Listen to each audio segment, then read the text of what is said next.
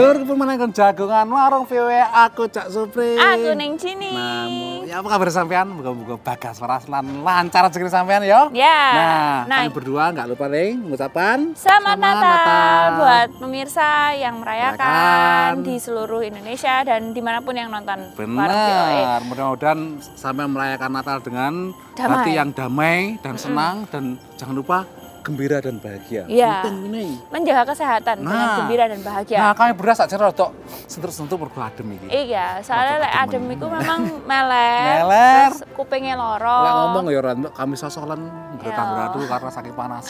Loh, saking ademe enggak salah. Maaf. Makane. Iki pikirannya enggak jelas iki. Adem kok panas. Nah, dulur, ngomong-ngomong soal Natal di Amerika Serikat itu memang banyak yang merayakan tapi banyak juga yang enggak merayakan ya, Cak. Iya. Karena tapi memang mayoritas merayakan karena memang di sini mayoritas umat Kristen. Nah, termasuk juga diaspora Indonesia yang ada di Amerika Serikat ini juga merayakan dan ada di beberapa daerah juga ya, Cak. Benar. Di diaspora Indonesia di daerah DMV Washington DC ini punya banyak gereja nih. Ada lebih dari 5 nggak salah ya, masing-masing punya Pak Pendetanya. Tapi pas perayaan Natal itu bersatu kemarin di gedung Wisma Indonesia di Washington DC nih. Nah, sampai pengen ngerti ya apa perayaan ini Natal diaspora Indonesia Washington DC ditonton dulu. Sekitar 200 warga diaspora Indonesia pada 3 Desember hadir dalam perayaan Natal bersama masyarakat Kristiani Indonesia di kediaman resmi Dubes Indonesia untuk Amerika Serikat di Washington DC. Meski perayaan fisik kembali bisa dilakukan, panitia tetap ingin membatasi jumlah warga yang datang. Jadi kami agak sedikit takut untuk mengundang orang banyak karena pertama kali setelah pandemi begitu. Jadi juga ingin kita menjaga supaya berhati-hati dan juga mengerti bahwa kami masih mencoba lah. Acara juga berlangsung relatif sederhana. Diawali penyalaan lilin oleh Dubes Indonesia untuk Amerika Serikat Rosan Ruslani, diikuti 4 warga yang mewakili tokoh agama dan komunitas Indonesia.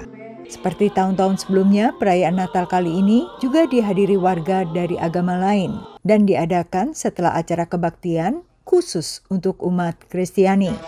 Yang non-Kristiani tidak hanya hadir sebagai tamu, tetapi juga ambil bagian dalam sajian budaya, termasuk kelompok angklung dari latar belakang berbeda yang ikut memainkan lagu-lagu Natal. Persamaan masyarakat Indonesia, terutama di sekitar DMV ini, kalau kita lihat tidak mengurangi makna maupun arti dari Natal yang kita rayakan bersama. Kebersamaan itu mengingatkan Dubes Rosan pada masa sekolahnya yang kemudian ia ceritakan pada mereka yang hadir. Saya masih mengingat pada saat saya SD, Ora et Labora itu di Blok M, setiap hari Sabtu, kami semua nih, dari kelas 1 SD sampai kelas 6 SD, berjalan bergandengan tangan setiap Sabtu pagi selama 6 tahun menuju Gereja Efata. Gereja Efata yang ada di Blok M. Dan kami lakukan dengan bergandengan tangan tanpa membedakan siapa yang kita gandeng. Tanpa membedakan dari suku mana dia. Tanpa membedakan warna kulit dia. Kita tidak bertanya dia itu kaya atau miskin. Kita tidak bertanya dia ini anak siapa. Sementara itu di New York, perayaan Natal umat Kristiani diaspora Indonesia berlangsung lebih meriah. Perayaan yang diselenggarakan di gedung Promise International Fellowship di kalangan Flushing, Queens ini dihadiri sekitar 700 orang. Dan tak hanya dihadiri diaspora Indonesia dari New York saja. Untuk pertama kalinya ini sejak 3 tahun kita kena pandemi, ini yang full scale kita in person. Ada perayaan Natal dan ini benar-benar bisa merekatkan antar satu denominasi gereja satu dengan yang lain, dan terutama karena ini datangkan banyak lagi masyarakat Indonesia tidak hanya dari New York dan New Jersey tapi juga ada beberapa dari Connecticut. Acara ini pun juga dimeriahkan talk show dan drama musikal Natal. Mereka merayakan Natal bersama sesama diaspora Indonesia sebelum bersiap merayakan di gereja maupun bersama keluarga masing-masing. Dari Washington DC dan New York, Yuni Salim, Ariona Arifin, Naratama, dan tim VOA. Nah, memang ya sebenarnya ya, di rantau itu Ya Natal kesempatan ya bertemu juga dengan kumpul-kumpul, makan ya mesti enak. Ya, dan kali ini memang sama juga dengan Lebaran dan kegiatan-kegiatan yang lain. Kali ini memang COVID itu sudah mulai melandai dan membuat orang-orang itu bisa kumpul kembali. Karena sebelumnya juga misanya itu dilakukan secara virtual. Online, virtual. Iya, termasuk juga pertemuan-pertemuan yang lain ya Cak ya. Nah, Dulur, habis gini kita punya cerita lain soal Natal di Amerika. Tapi sakwise sing siji iki.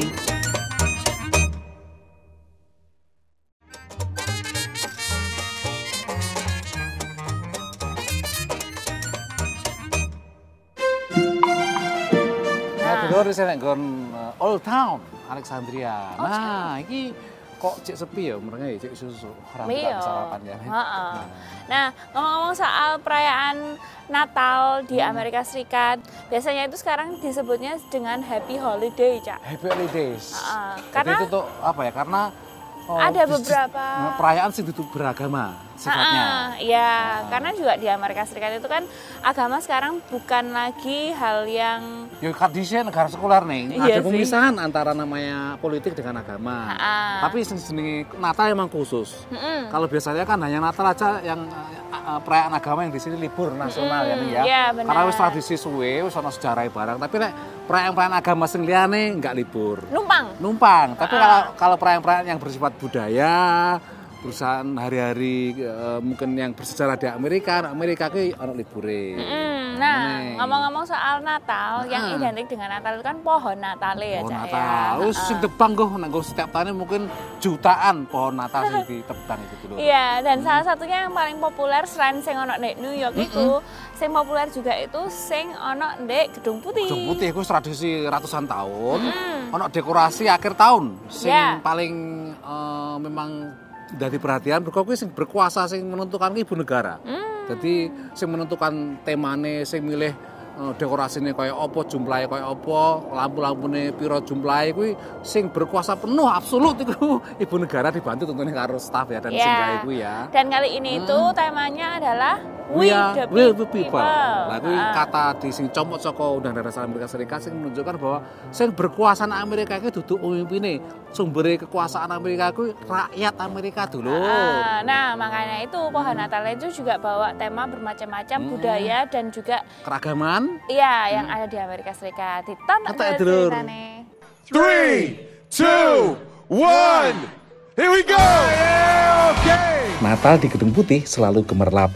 Namun dekorasi musiman itu juga punya makna yang lebih mendalam. Seperti tema tahun ini, kami adalah rakyat. Itu adalah 3 kata pertama dalam konstitusi Amerika yang setiap presiden bersumpah menegakkannya. 3 kata sederhana itu menangkap idealisme politik Amerika. Bahwa negara paling makmur dan pemerintahan paling kuat di dunia ini, sumber kekuasaannya bukan dari para pemimpinnya, tapi dari rakyatnya. The soul of our nation is and has always been we the people. And that is, yes.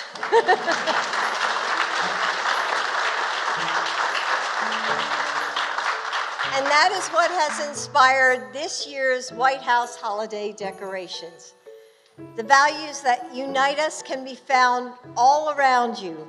A belief in possibility and optimism and unity. Room by room, we represent what brings us together during the holidays and throughout the year. Memang banyak yang harus diwakili dari negara yang berpenduduk 330 juta, 50 negara bagian, 400 bahasa yang diucapkan, dan tempat semua agama besar di dunia. Welcome to the White House. And Eid Mubarak. Happy Diwali, everyone. Merry Christmas and happy holidays. God bless you.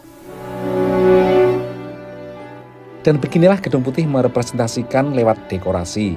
Dengan musik yang ceria, replika Gedung Putih seberat 140 kg yang sebagian besar bahannya dari gula, dengan lampu-lampu sebanyak 83.615 dan 77 pohon Natal. Apakah semua orang senang? Tentu saja tidak, seperti beberapa komentar miring di media sosial ini. Tapi mungkin justru ini menunjukkan kekuatan rakyat Amerika bahwa orang bebas berbicara. Namun setiap 4 tahun sekali, mereka bisa menentukan siapa yang mendekorasi di Gedung Putih. Dari Gedung Putih, Washington DC, tim VOA. Nah, tadi kan kita ngomong ada 3 perayaan. Keagamaan itu 1 Natal pastinya. Terus untuk umat Yahudi itu ada Hanukkah. Terus yang ketiga itu Kwanzaa. Buat warga Amerika Serikat berketurunan Afrika. Nah, iki ya ono unsur agamane, religiusnya tapi juga unsur budayane ya. Jadi dirangkum Amerika yang piye negara memang sing asal penduduknya saka berbagai bangsa, budayane akeh dan iku nek kene olah dipelihara nih ya. Malah justru lek iso ya dikembangne. Dadi kayak keragaman sing indah. Mas yo kadang-kadang yo carut marut rukune kadang-kadang angel yang mergo yo akeh pas berbagai negara bangsa nih. Nah, Dur, habis ini kita punya cerita-cerita lain soal Natal di Amerika tapi sakwise ning siji iki.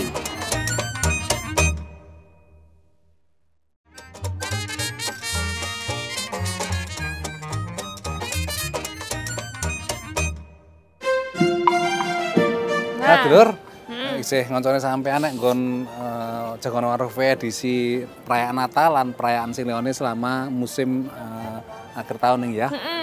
Dan sampean biasanya puna nazar nggak akhir tahun ngono atau duwe? Gak, soalnya aku pasti tahu gak kepenuhi. Ngono ya. Jadi daripada aku putus asa terus mari ngono aku mengasihani diriku sendiri ya, mending aku gak usah bikin. Kan kita tahun baru waktunya. Sementara ini mungkin mengingat-ingat sing elek-elek atau sing apik tahun saiki ya.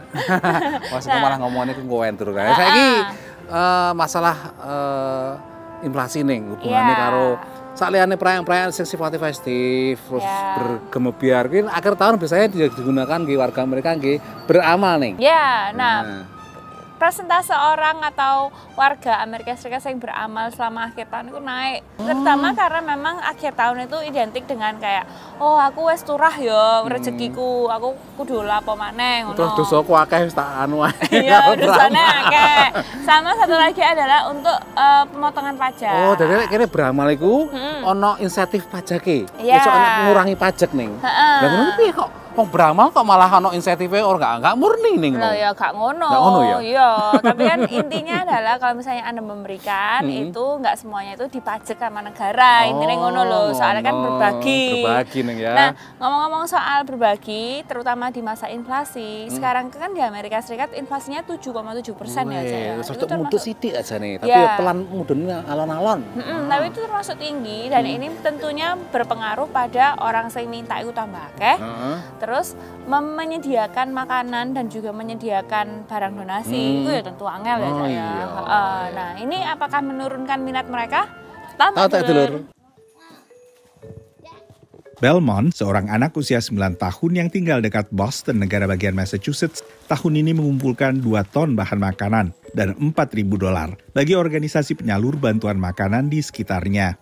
I want to help people who don't have very much. Penggalangan bantuan ini pertama dilakukan Belmont tahun sebelumnya setelah ia untuk pertama kalinya melihat warga tunawisma saat berlibur di California. The plan is to continue this. That was the first annual charity event for Belmont's Wish, and we just look to do it again bigger and better next year. Sementara di Santa Rosa, negara bagian California, penggalangan bantuan makanan diwarnai sedikit persaingan sehat.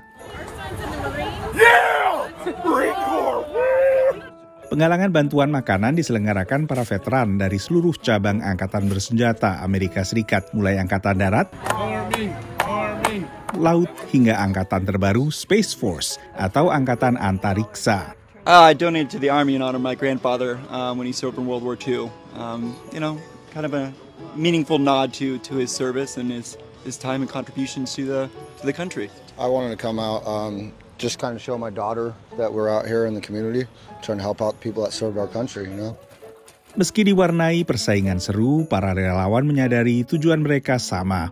We really do have a need in our community for food. So this was a way to show people that yes, the veterans help to serve our country, but they also come back and they continue to serve our country.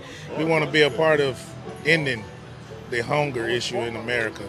And why not start in your backyard? Oh, thank you so much. Bantuan disalurkan lewat organisasi nirlaba Redwood Empire Food Bank. Menurut pengelolanya, sejak inflasi meroket, jumlah pemohon bantuan juga meningkat tajam. We saw 38,000 families come to us just in the month of October, which is, before the pandemic, we were looking at 17,000 families. Tingginya laju inflasi selalu dikhawatirkan mengurangi jumlah dana yang mengalir ke lembaga amal. Many households are thinking carefully about how to allocate their scarce resources, understanding that their disposable incomes are more constrained with higher inflation. Organisasi nirlaba Giving Tuesday yang menggalakkan sumbangan amal pada akhir November mencatat terjadi peningkatan sumbangan sekitar 15% pada hari Selasa setelah Thanksgiving dibandingkan tahun sebelumnya. Demikian laporan tim VOA. Ya, akhir tahun itu memang festif dan banyak kegiatan yang untuk menghangatkan ya, Cak ya. Nah, ya adem pas lah. Terutama karena selama bulan-bulan akhir Desember, musim dingin, itu banyak orang di daerah-daerah yang mengalami musim dingin itu terkena winter blues. Winter blues itu kayak mergo seasonal depression atau depresi selama bulan musim dingin. Mergo karena mataharinya sedikit seadem pisan. Adem, gak bisa keluar rumah. Secara umum ya sing jenenge masa winter blues atau musim adem ki wong Amerika mundak bebote secara umum ning ya. sing musim ana kena musim adem lho ya. Ya, karena tapi baru kok tuh musim semangat lagi neng musim spring ya. Jadi ya semono lah musim siklus hidup berputar nek ndur nek ngeso nek tengah ya masalah ya. Kok nang tengah? Nah, dulu habis gini kita mau nonton Jakarta Neko-Neko dan belajar bahasa Inggris tapi sakwise sing siji iki.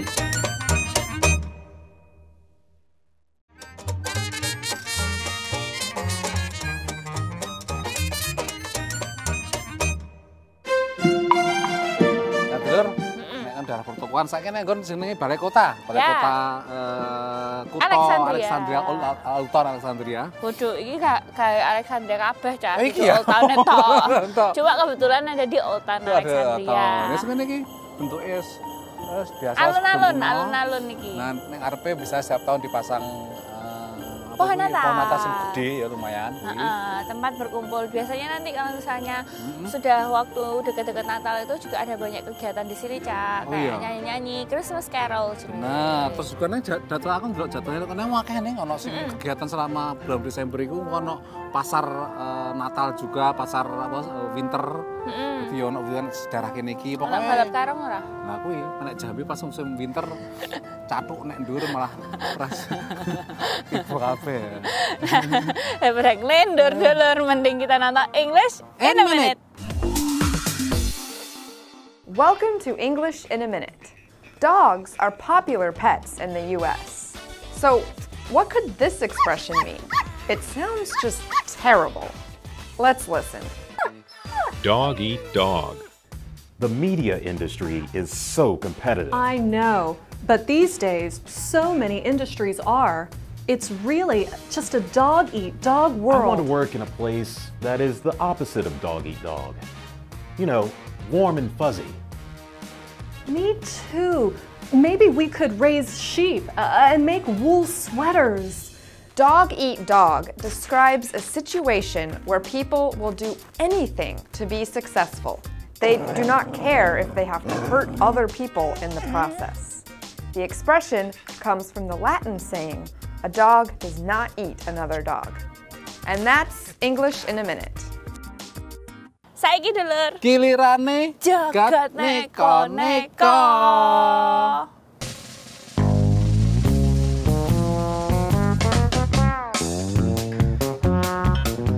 Tekan jaba omah sing dinggone Utam lan Chandra Pawar lan keluargane nang India Tengah iki ketok biasa lur. Tapi sakjane omah iki lokasine nang garis perbatasan rong negara bagian sing bertahun-tahun isih dadi perkara. Keluarga iki wis 10 tahun urip nang omah iki. 4 kamar nang omah iki masuk negara bagian Maharashtra. 4 kamar liyane termasuk pawon mlebu wilayah negara bagian Telangana. Garis pembatasnya mung ditengeri garis kapur nang tembok. Masih isih dadi masalah. Mereka menikmati manggon nang omah iki, malah ngerasa istimewa rego lek turu bengi nang negara bagian Maharashtra, lek sarapan lan mangan nang negara bagian Telangana. Bayare pajak omah iki piye lur? Apa Pak cari ora bingung?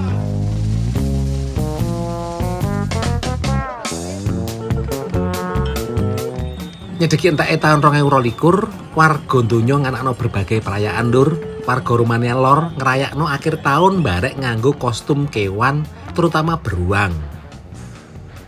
Tradisi parade kostum beruang iki jarene asale jaman abad pertengahan. Nalika kuwi, wong-wong Rumania nang desa akeh sing ngingu beruang lan dijak mlaku-mlaku ambek dicencang gulune.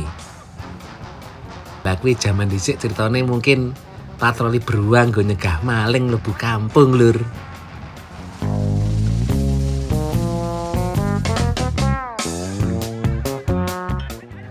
Nyedeki Natal, umat Kristen nang desa Kaprijina, Bosnia Herzegovina nontok festival balapan Sinterklas. Ora numpak kereta sing digeret kidang kaya nok film-film, tapi keledai. Masih beberapa keledai mogok mlaku lan njaluk leren.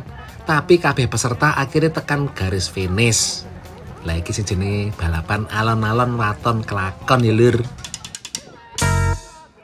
Ya kayak di luar negeri aja. Hah? Kayak di luar negeri. Apa lu pikir endi kene? Ngendi kok ning nganjuk ta? Kertosono atau Kediri. Nah, terus kangen ini akhir tahun kangen ya aneh ya. Lu justru akhir tahun itu kangen-kangenan, Cak. Biasanya aku kangen ya pas poso-poso nih. Penyesalan niku bareng belakangan. Heeh. Iki aduh akhir tahun apa resolusinya tidak tercapai, cinta tidak tergapai. Ngono lho. Sabar, cinta itu perlu kesabaran kok, aja terlalu diuber-uber kok teko dhewe. Wis to. Dadi lek diuber ku malah ra kecekel. Lek dinteni ra teko-teko lah repot. Terus lah piye? Ya pasif, tapi yo aktif. Jadi ya sedulur akhir tahun kudu seneng ya, Mas yo.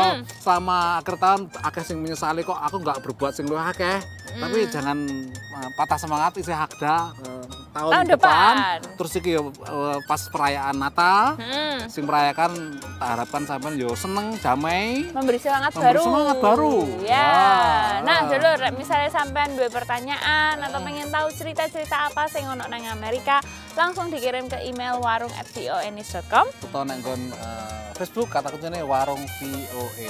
Old Town Alexandria, aku Cak Supri. Aku neng Jini, neng buri kamera ono neng Ana. Nyon pamit dulur.